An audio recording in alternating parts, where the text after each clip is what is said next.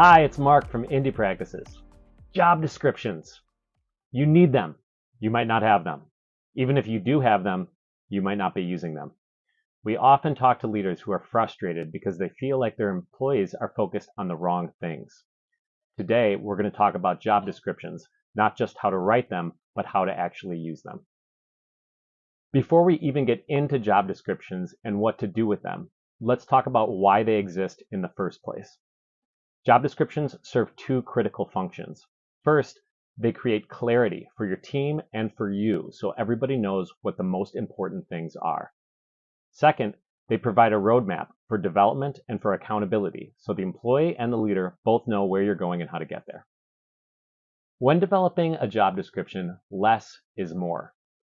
You could write pages and pages of responsibilities, but the more you put in, the more there is to forget. We recommend focusing on three areas. First, start with a simple description of the position so you can set the tone for what you expect.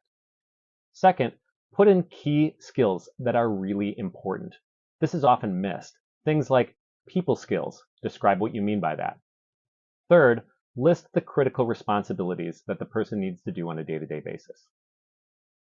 All right, great. You've got a job description. Now you need to actually sit down with the person and discuss it in person, and this is so often missed. How you approach this will depend on whether it's a person you just hired or an existing team member who's worked with you for a while.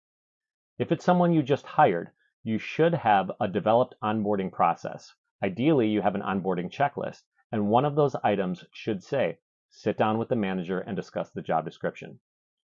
If it's an existing team member, you have to be careful because team members might feel threatened if they're suddenly presented with an updated or new job description.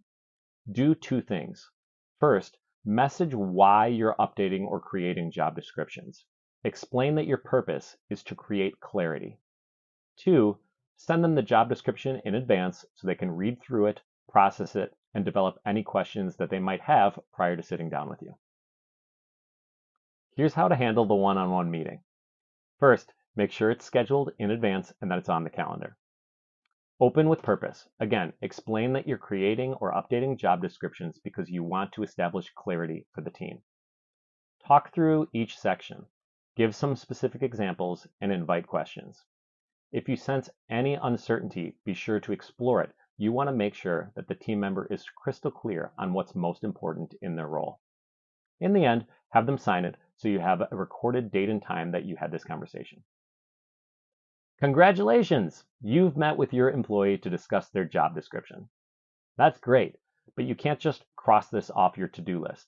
If you do, all the effort that you've put in up to this point will be lost. You need to follow up.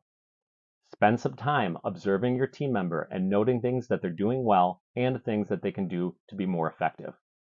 Then, schedule a follow-up meeting with them about 2 weeks after the first meeting so you can share these observations with them. It's important that you're holding regular one-on-ones with your team so that you can share your observations with them and help them grow. Don't be one of those organizations who either doesn't have job descriptions or doesn't use them very well to create clarity and drive employee performance.